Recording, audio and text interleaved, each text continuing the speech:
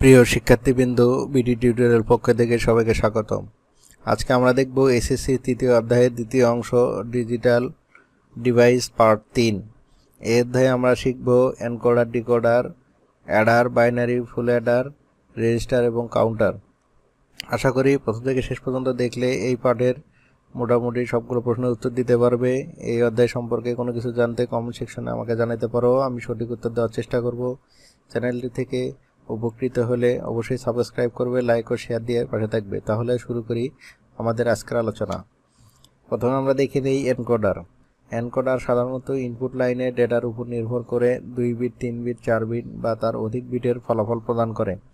Encoder এমন একটি circuit যা 2n টি ইনপুট থেকে nটি আউটপুট লাইনের 0 বা 1 আউটপুট পাওয়া যায়। এনকোডার সার্কিটে যে কোনো সময়ে শুধুমাত্র একটি থাকতে পারে এবং বাকি সব শূন্য হয়। একটি 1 থাকতে পারে, বাকি সব শূন্য হয়। এনকোডার বিভিন্ন ধরনের হয়ে থাকে, যেমন 4 থেকে 2 বাইনারি এনকোডার, 8 থেকে 3 অক্টাল এনকোডার এবং প্রায়োরিটি এনকোডার ও 16 থেকে 4 ডেসিমেল এনকোডার। আমরা এখন এসব এনকোডার সম্পর্কে জানার চেষ্টা করব। 4 থেকে 2 বাইনারি এনকোডার। যে এনকোডার সার্কিটে 4টি ইনপুট থাকে ও 2টি আউটপুট থাকে তাকে বাইনারি এনকোডার বলে। বাইনারি এনকোডারের আউটপুট সমীকরণ হচ্ছে সমীকরণ হলো Q0 = D1 plus D3, Q1 = D2 plus D3। আমরা ইনপুট যদি ধরি D0, D1, D2, D3, তাহলে আউটপুট হবে Q0, Q1। এনকোডার সার্কিটে D0-র মান ধরা হয় না। এখন আউটপুট আমরা দেখি। 3টি ইনপুটের ক্ষেত্রে 4টি ইনপুট যেহেতু আমরা D0-র মান ধরা হয় না, তাহলে D1, D2-র মান যখন 0 হয় তখন Q1 ও Q0-র মানও 0 হয়। D1-এর মান 1, D2, D3-র মান যখন 0 হয় তখন Q1-এর মান 1 হয়, Q1-এর মান 0 হয়, Q0-র মান 1 হয়। আবার D2-র মান যখন, এখানে আমরা সমীকরণ থেকে দেখি, যদি D1 প্লাস D3-র যে কোনো একটির মান যদি 1 হয় তাহলে Q এর মান হবে 1। এখানে D1, D3-র মান যদি যে কোনো একটির মান যদি 1 হয় তাহলে Q0-এর মান হবে 1। এখানে D1-এর মান 1 আছে, তাহলে Q0-এর মান হবে 1। তারপরের ঘরে যেহেতু D3-র মান 0, D1-এর মান 0, তাহলে Q0-এর মান হবে 0। D1-এর মান 1, তাহলে Q0-এর মান হবে 1। পরবর্তী সমীকরণে যদি দেখি D2 ও D3 যে কোনো একটির মান যদি 1 হয় তাহলে আউটপুট হবে 1। এখানে D2-র মান, এখানে যেহেতু 1 আছে তাহলে আউটপুট হবে 1। D3-র মান যেহেতু 1 আছে তাহলে আউটপুট হবে 1। এবং যখন 3টির মান 0 হবে তাহলে কোনো আউটপুট প্রদর্শন করবে না। 8 থেকে 3 অক্টাল এনকোডার। অক্টাল বা প্রায়োরিটি এনকোডারে 8টি ইনপুট লাইন থাকে, 3টি আউটপুট লাইন পাওয়া যায়। এর সাহায্যে অক্টাল নাম্বার থেকে বাইনারি নাম্বারে রূপান্তর করা যায়। 8 থেকে 3 অক্টাল এনকোডারের সমীকরণটি হচ্ছে Q0-এর জন্য D4, D5, D6, D7, Q1-এর জন্য D2, D3, D6, D7, Q2-র জন্য D1, D3, D5, D7। প্রতিটি বেজোড় সংখ্যা। তাহলে আমরা একটি এনকোডার দেখি 8 ইনপুট বিশিষ্ট, যার ইনপুট হচ্ছে D0 থেকে D7। আমরা পূর্বেই বলেছি এনকোডার সার্কিটে D0-র মান ধরা হয় না। তাহলে এখানে এই সংখ্যাটি আমরা পুরোটা উজ্জ্ব রাখলে এখানে প্রথম সমীকরণটি দেখা যাচ্ছে Q0-এর মান হবে D4, D5, D6, D7। এখানে D4 and Q0, D5, D6, D7 এই 4টির যে কোনো একটির মান যদি 1 হয় তাহলে Q0-এর মান হবে 1।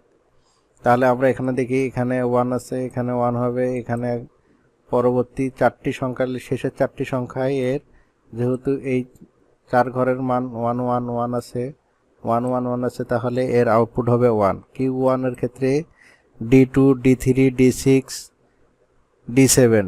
এখানে D2, D3, D6, D7, তাহলে এখানে D2-র মান 1 আছে, তাহলে Q-এর মান 1।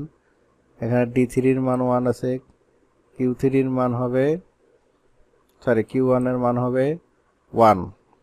তারপরের সংখ্যায় দেখি আমরা এখানে এই দুটি ঘরেও নেই, এই দুটি ঘরে মানে সরি D2 D3-তে নেই, তাহলে সংখ্যাটি হবে 0।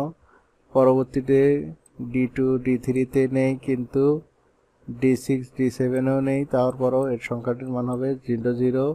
পরে এই ঘর দুটো ফাঁকা, এখানে D6-এর মান যেহেতু 1 আছে, তাহলে Q1-এর মান 1 হবে।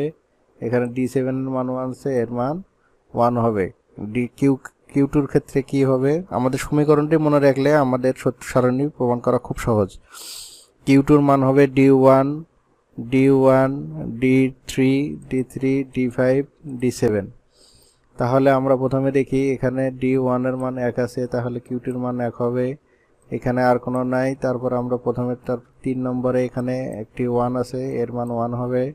তারপরে আমরা যাই 5-এ, এখানে একটু 1 আছে, এখানে একটু 1 আছে, তারপর একটি 7-এ এবং লাস্টের ঘরে একটি 1। এভাবে আমরা সমীকরণ দেখে দেখে এর ইনপুট আউটপুট নির্ণয় করতে পারি। এনকোডারের ব্যবহার। এনকোডারের সাহায্যে যে কোনো আলফানিউমেরিক বর্ণকে BCD code, ASCII code, Unicode ইত্যাদি কোডে পরিণত করা যায়।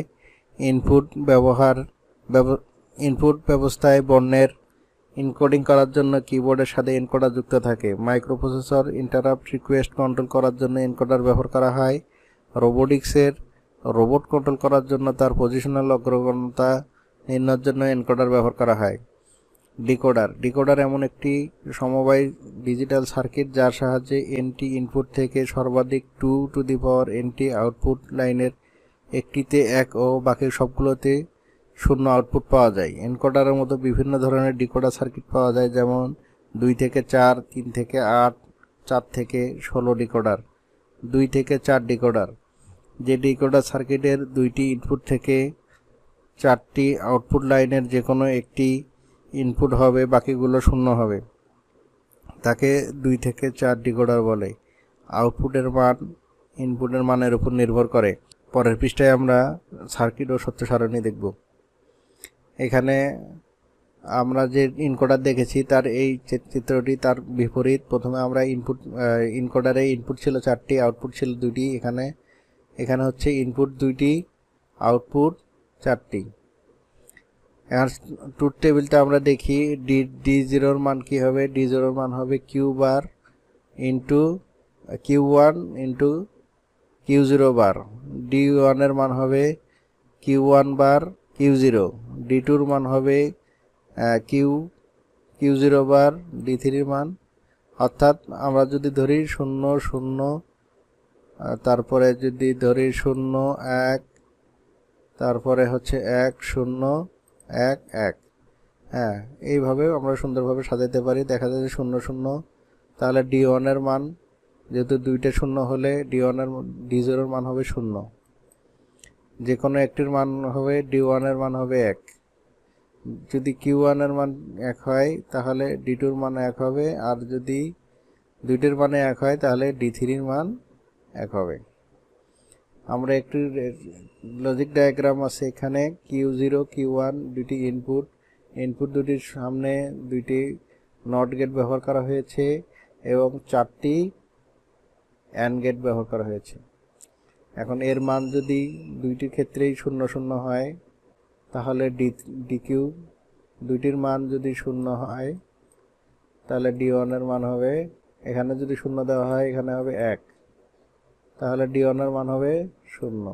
যেহেতু অ্যান্ড গেটের 2টি যদি ইনপুট যদি 2টি হাই হয় তাহলে আউটপুট হবে হাই। যেহেতু এর মান হচ্ছে আউটপুট 1 হবে, যেহেতু এখানে ইনপুট 1 আছে, আউটপুট হবে 1।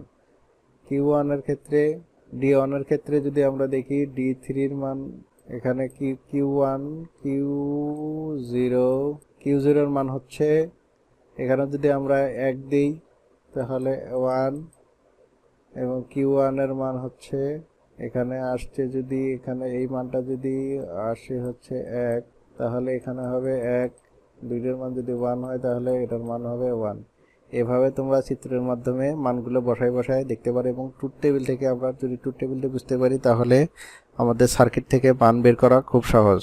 3 থেকে 8 ডিকোডার। এনটি বিট দিয়ে 2 টু দি পাওয়ার n-টি বাইনারি সংখ্যা লেখা যায়, যেমন 2 টু দি পাওয়ার 3 = 8টি বাইনারি সংখ্যা লেখা যায়। সুতরাং আউটপুট লাইনগুলোকে 1 2 3 0 1 2 ইত্যাদি নাম্বার দিয়ে ডিকোডারের সাহায্যে বাইনারি সংখ্যাকে দশমিক সংখ্যায় রূপান্তর করা যায়। আমরা সত্য সারণী ও লজিক সার্কিটের সাহায্যে দেখার চেষ্টা করব। এখানে তিনটি ইনপুট এক্স ওয়াই জেড এবং আউটপুটগুলোকে আমরা এখানে ভাবে দেখে থাকি। D0 জন্য তিনটি হচ্ছে 0, D0 যে তিনটি মানেই যদি 0 হয় তাহলে এর মান হবে 1, D0 এর মান হবে 1। যদি তিনটি 0 থাকে তাহলে D0 এর মান হবে 1, তাহলে দুইটি 0 একটি 1 হলে D1 এর মান হবে 1।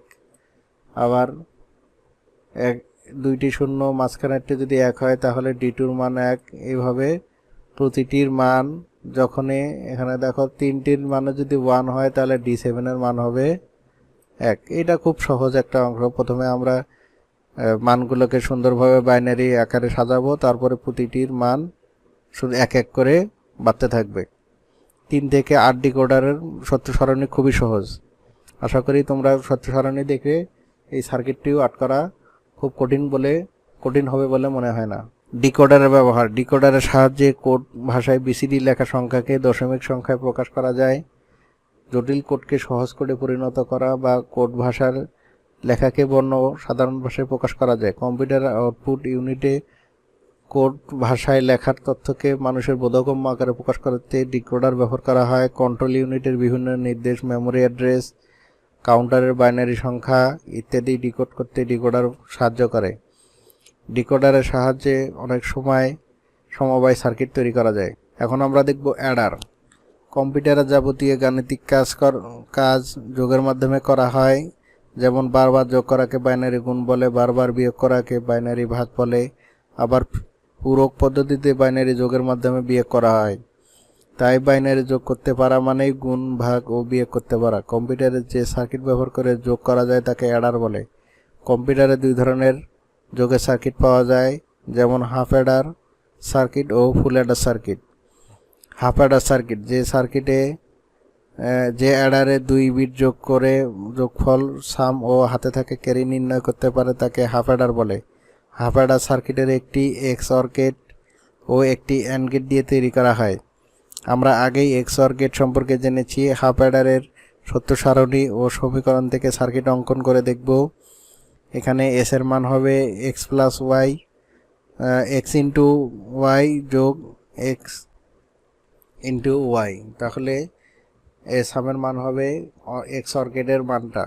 XOR গেটের মান হচ্ছে x, XOR গেট চিহ্ন y, অর্থাৎ OR গেটের যে মান তার বিপরীত মান, এবং ক্যারি থাকবে হচ্ছে একটি AND গেট, যার ইনপুট হাই হলে আউটপুট হাই হবে, নতুবা আউটপুট শূন্য হবে। এখন XOR গেটের আমরা যে সত্য সারণী যদি দেখি, তাহলে ইনপুট যদি দুইটাই শূন্য হয় তাহলে সাম শূন্য হবে, ক্যারি শূন্য হবে। ইনপুটের যে কোনো একটি হাই হলে সাম 1 হবে, এবং ইনপুটের দুইটি অংশ হাই হলে সাম শূন্য হবে, ক্যারিতে 1 থাকবে। বাইনারি যোগের ক্ষেত্রে আমরা জানি 1 যোগ 1 1 যোগ 1 ইকুয়াল টু 0, যেখানে ক্যারি থাকবে ক্যারি ইকুয়াল টু 1। আমরা পূর্বেই বাইনারি যোগের যে নিয়ম সেটি দেখে এসেছি। ফুল অ্যাডার। ক্যারি সহ অপর দুইটি বিট যোগ করার জন্য যে অ্যাডার সার্কিট ব্যবহার করা হয় তাকে ফুল অ্যাডার সার্কিট বলে। ফুল অ্যাডার সার্কিটে যেহেতু 3 বিট ক্যারি সহ যোগ করা হয়, তাই যোগফলের সাথে নতুন একটি ক্যারি যুক্ত হয়। সত্য সারণীর দেখে বোঝার চেষ্টা করি। এখানে 3টি ইনপুট বিশিষ্ট একটি আমরা ফুল অ্যাডার দেখব, যেখানে ক্যারিকে ইনপুট হিসেবে ধরে ক্যারি আরেকটি 0 আউটপুট হিসেবে প্রকাশ করা হয়।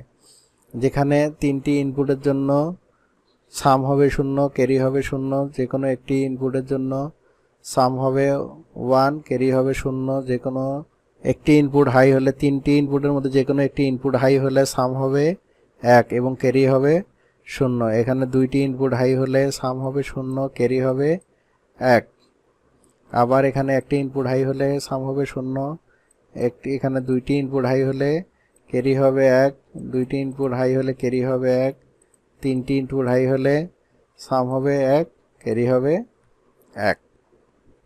মৌলিক গেট ব্যবহার করে ফুল অ্যাডার বাস্তবায়ন দেখব আমরা পরের পৃষ্ঠায়।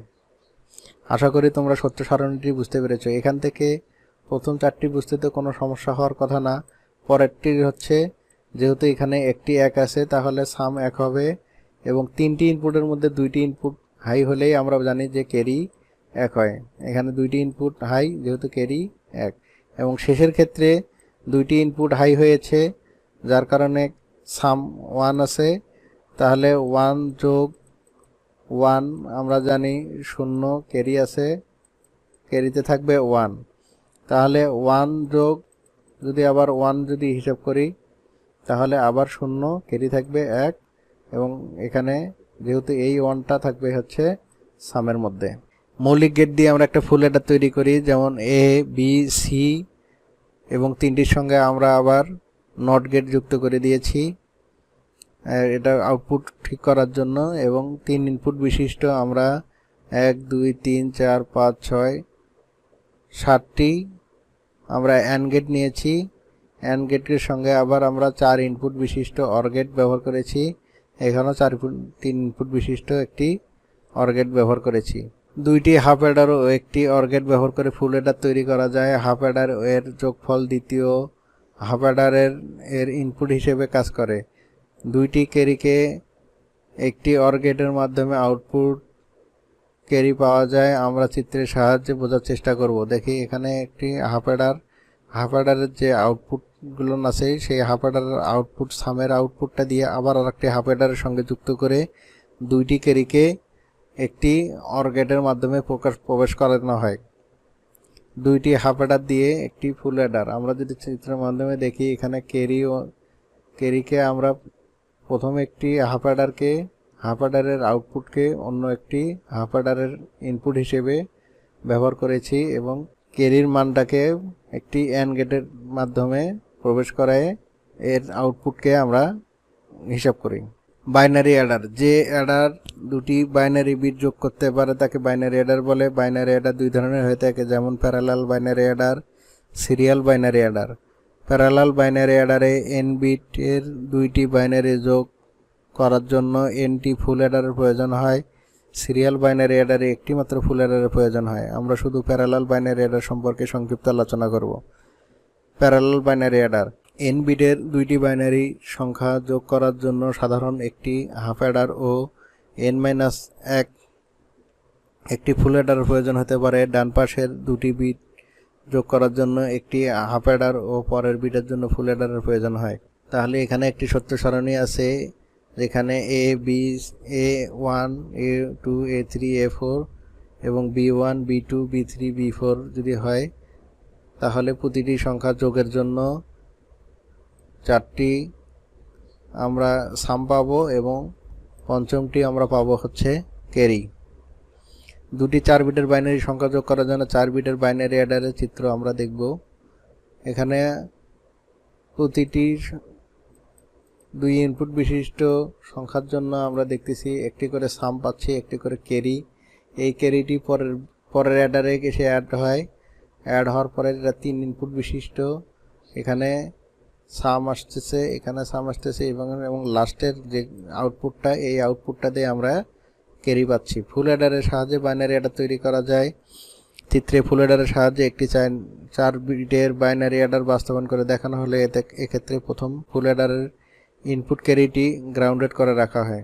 এখানে যেখানে দেখাচ্ছে এটাও একটা ক্যারি, কিন্তু এটা গ্রাউন্ডেড করে রাখা হয়েছে, এবং বাকি এখানে যে সামটা আমরা আউটপুট হিসেবে পেয়েছি এবং প্রথম যে ক্যারিটি এটা পরের অ্যাডারে গিয়ে যুক্ত হয়, আবার এটার পরের অ্যাডারে গিয়ে যুক্ত হয়, এটা আবার পরের অ্যাডারে যুক্ত হয়, এবং শেষে গিয়ে আমরা এই ক্যারির মানটিকে আউটপুট হিসেবে পাই। কিন্তু প্রতিটি অ্যাডারের আমরা শুধুমাত্র সামের মানটি আউটপুট হিসেবে পাই। ফ্লিপ ফ্লপ লজিক গেট দিয়ে তৈরি এক ধরনের মেমোরি যা একটি বাইনারি বিট সংরক্ষণ করতে পারে। ফ্লিপ ফ্লপের 2টি অবস্থা থাকে, 0 1। যদি 0 অবস্থায় থাকে তাহলে বাইরে থেকে পাওয়ার দেওয়া না হলে 0ই থাকে, পাওয়ার দিলে 1 হয়। আবার 1 থাকলে পাওয়ার না দেওয়া পর্যন্ত একই থাকে, পাওয়ার দিলে 0 হয়। এই পাওয়ার দেওয়াকে ট্রিগার বলে। ফ্লিপ ফ্লপ ল্যাচ ও বাইস্টেবল মাল্টিভাইব্রেটও বলা হয়। বিশেষ ধরনের ফ্লিপ ফ্লপকে ল্যাচ বলে। ফ্লিপ ফ্লপের দুইটি ইনপুট ও দুইটি আউটপুট থাকে, একটি আউটপুট অপর আউটপুটের বিপরীত হয়। এখানে আমরা একটি ল্যাচ এর ন্যান্ড গেট দিয়ে তৈরি একটি ফ্লিপ ফ্লপ দেখতেছি, যেখানে দুইটি ইনপুট এস আর এবং আউটপুটের পরবর্তী অ্যান্ড গেটের ইনপুট হিসেবে ব্যবহার করা হয়। এর আউটপুট পরবর্তী অ্যান্ড গেটের পূর্ববর্তী অ্যান্ড গেটের ইনপুট হিসেবে ব্যবহার করা হয়। রেজিস্টার হলো একগুচ্ছ ফ্লিপ ফ্লপ যার প্রত্যেকটি 1 বিট সংরক্ষণ করতে পারে। একটি n বিট রেজিস্টারের জন্য n সংখ্যক ফ্লিপ ফ্লপ থাকে যা বাইনারি n বিট ডাটা সংরক্ষণ করতে পারে। ফ্লিপ ফ্লপের মাধ্যমে ডাটা সংরক্ষণ করে এবং রেজিস্টার ডাটা প্রসেসিং এর জন্য কম্বিনেশনাল গেট ব্যবহার করা হয়, অর্থাৎ রেজিস্টারে ফ্লিপ ফ্লপ ডাটা স্টোর করে আর সেই ডাটা কখন কিভাবে কোথায় ব্যবহৃত হবে তা গেট দ্বারা নিয়ন্ত্রণ করা হয়। রেজিস্টার নতুন তথ্যকে রাখাকে লোডিং বলে। রেজিস্টারের ব্যবহার। রেজিস্টার হলো সিপিইউ এর অন্তর্গত স্টোরেজ ব্যবস্থা যাতে তথ্য বা নির্দেশ সাময়িকভাবে জমা থাকে। ক্যাশ মেমরি হিসেবে রেজিস্টার বহু ব্যবহৃত হয়। ক্যালকুলেটর ও ঘড়িতে রেজিস্টার ব্যবহার হয়। রেজিস্টারের প্রকারভেদ। গঠন অনুসারে রেজিস্টার দুই প্রকার: parallel load register, shift register. কাজের প্রকৃতিভেদে রেজিস্টার 3 প্রকার: অ্যাকুমুলেটর, সাধারণ ব্যবহারের রেজিস্টার, বিশেষ ব্যবহারের রেজিস্টার। ডেটা স্থানান্তরের ভেদে রেজিস্টার 3 প্রকার: প্যারালাল স্থানান্তর, সিরিয়াল স্থানান্তর, মিক্সড স্থানান্তর। যদি কোনো রেজিস্টার সব বিট একই থাকে, একই ক্লক পালসে অন্য রেজিস্টারে স্থানান্তর হয় তাকে প্যারালাল রেজিস্টার বলে। যদি কোনো রেজিস্টারে একটি বিট একটি ক্লক পালসে স্থানান্তর হয় তাকে সিরিয়াল রেজিস্টার বলে। যদি একই সময়ে একই রেজিস্টার একই সাথে এক বা একাধিক বিট এক বা একাধিক ক্লক পালসে ডাটা স্থানান্তরিত হয় তাকে মিক্সড স্থানান্তর বলে। রেজিস্টারের গঠন। আমরা একটি সরলতম রেজিস্টারের চিত্র থেকে এর গঠন বোঝার চেষ্টা করব। এই রেজিস্টারে শুধুমাত্র ফ্লিপ ফ্লপ ব্যবহার করা হয়েছে, কোনো গেট ব্যবহার করা হয়নি। 4টি ডি টাইপের ফ্লিপ ফ্লপ দিয়ে এই 4 বিট রেজিস্টার গঠিত। এই রেজিস্টার 4 বিট ডাটা সংরক্ষণ করতে পারে, একে বাফার রেজিস্টারও বলে। Common clock input. যখন ক্লক পালস দেওয়া হয় তখন রেজিস্টারের ইনপুটের I0, I1, I2, I3 data রেজিস্টারে স্থানান্তরিত হয়। এই 4 বিট রেজিস্টারের output A0, A1, A2, A3 থেকে যে কোনো সময় ডাটা গ্রহণ করা যায়। ক্লিয়ারের ইনপুট যখন 0 দেওয়া হয় তখন 4 বিট রেজিস্টারে ডাটা রিসেট হয়। ক্লিয়ারে 1 পাস দিয়ে রাখতে হয়। এখানে আমরা দেখতেছি 4টি input I0, I1, I2, I3। এখানে ক্লক পালস দেওয়া আছে এবং এখানে একটা ক্লিয়ার একটা সুইচ ব্যবহার করা হয়। যখন ক্লক পালস 1 দেওয়া হয় তখন এটার মানগুলো 1 হয়ে যায়, আবার যখন ক্লক পালস 0 দেওয়া হয় তখন এর মানগুলো 0 থেকে যায় এবং মানগুলো যে পূর্বের যে ডাটাগুলো ছিল সব ডাটাগুলো রিসেট হয়ে যায়। Parallel load register. Parallel load রেজিস্টারের একটি কমন ক্লক পালসের সাথে একত্রে সবগুলো বিট লোড হয়। পূর্বের পৃষ্ঠায় আমরা একটি প্যারালাল লোড রেজিস্টার দেখানো হয়েছে। Shift register. যে রেজিস্টারে বাইনারি ডাটাকে ডান দিক থেকে বাম দিকে এবং উভয় দিকে সরাইতে পারে তাকে শিফট রেজিস্টার বলে। শিফট রেজিস্টারে ফ্লিপ ফ্লপগুলো চেইন আকারে একটির সাথে একটি যুক্ত থাকে। একটির আউটপুট অন্যর ইনপুট হিসেবে কাজ করে। সকল ফ্লিপ ফ্লপের একটি কমন ক্লক পালস থাকে। নিচের একটি ডি টাইপ ফ্লিপ ফ্লপ দেখানো হলো। এখানে একটি সিরিয়াল ইনপুট থাকে, যেমন ডি।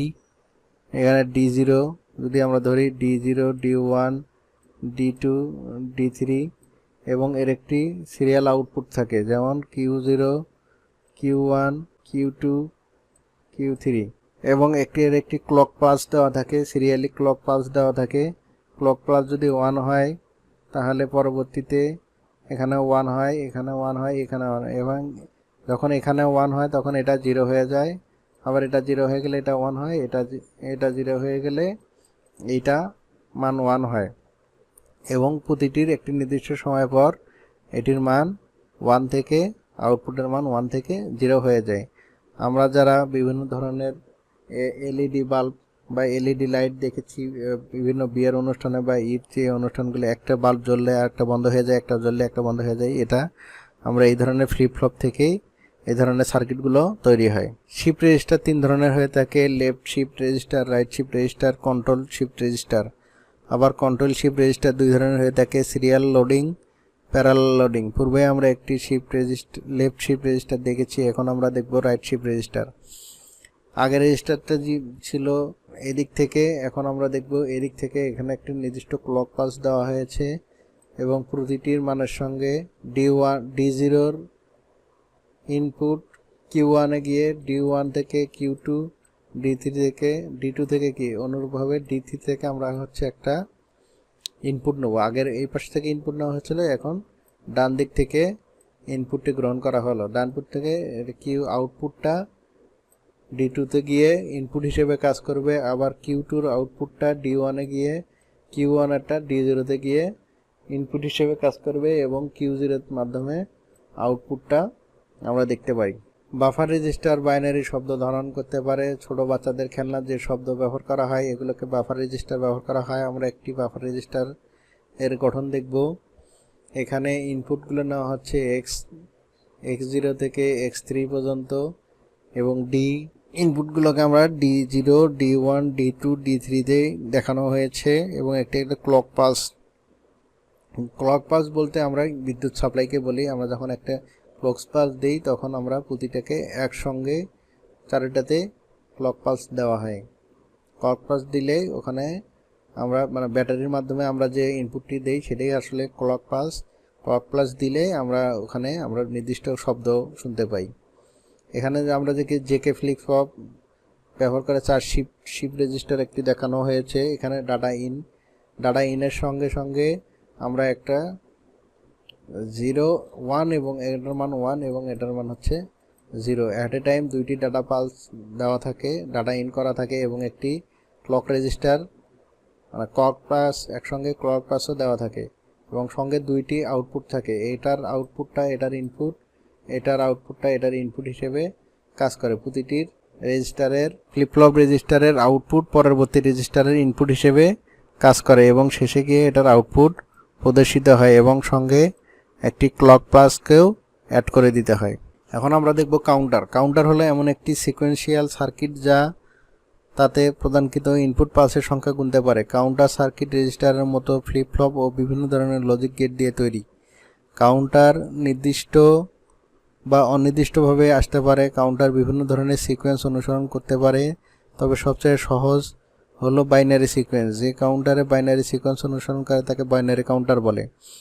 একটি n বিট বাইনারি কাউন্টার হলো nটি ফ্লিপ ফ্লপ ও সংশ্লিষ্ট গেট দিয়ে তৈরি করা সার্কিট যা বাইনারি n বিট থেকে 0 এবং 0 থেকে 2n-1 পর্যন্ত গণনার সিকোয়েন্স অনুসরণ করতে পারে।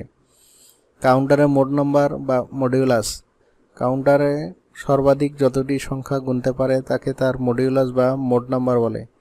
কোনো কাউন্টারে nটি ফ্লিপ ফ্লপ ব্যবহার থাকলে তার মডিউলাস 2n। কোনো কাউন্টারের ফ্লিপ ফ্লপ সংখ্যা বৃদ্ধি করে এর মোড নাম্বার বৃদ্ধি করা যায়। কাউন্টার ব্যবহার। ডিজিটাল ইলেকট্রনিক্সের ব্যবহার ব্যাপক।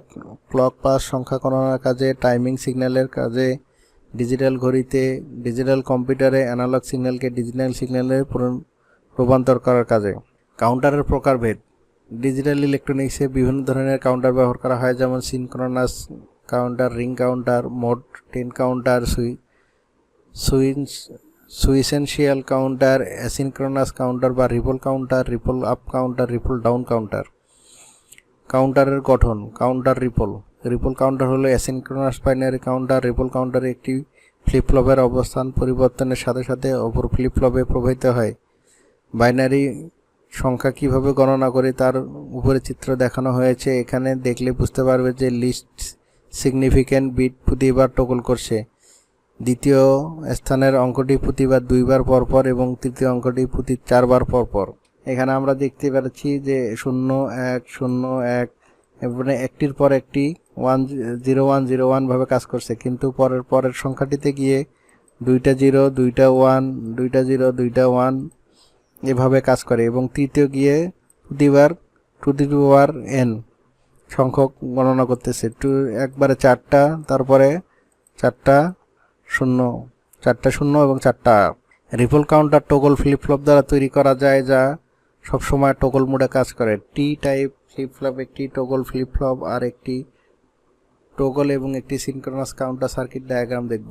এখানে এমএসবি মোস্ট সিগনিফিক্যান্ট বিটটি থাকবে টু নেক্সট স্টেপ, পরবর্তী স্টেপে যাওয়ার জন্য। এখানে দেখে আমরা একটি 1 নেব এবং একটি ক্লক পাস দেব। এখানে লিস্ট সিগনিফিক্যান্ট বিট, এখানে ফ্লিপ ফ্লপ 0, এখানকার যে মানটি হবে তার সঙ্গে আবার একটি 1 যোগ হবে, গিয়ে ক্লক পাস অ্যাড হবে ফ্লিপ ফ্লপ 1, এখানে আরও একটি মান অ্যাড হবে, হওয়ার পরে এটি ক্লক পাস হিসেবে কাজ করবে এবং এখানে আরও একটি 1 যোগ হয়ে পরবর্তীতে স্টেটে যাবে।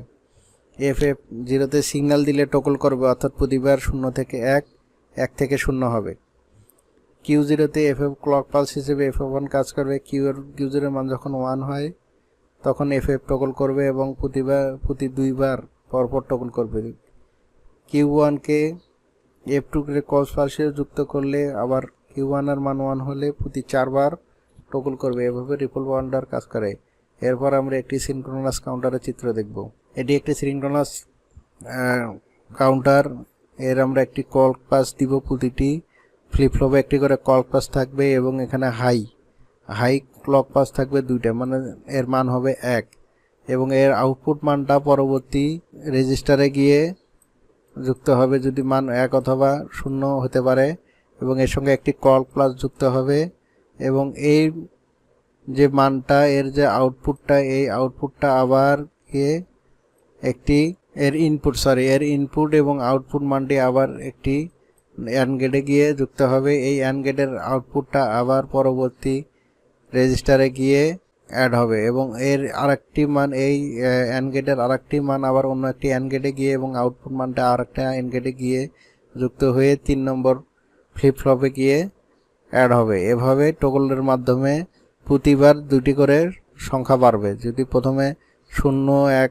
0 1 হয়, পরবর্তী হবে 0 0 1 1, তার পরবর্তীতে হবে 0 0 0 0 1 1 1, এভাবে প্রতিবারে 2 বার করে টগল করবে।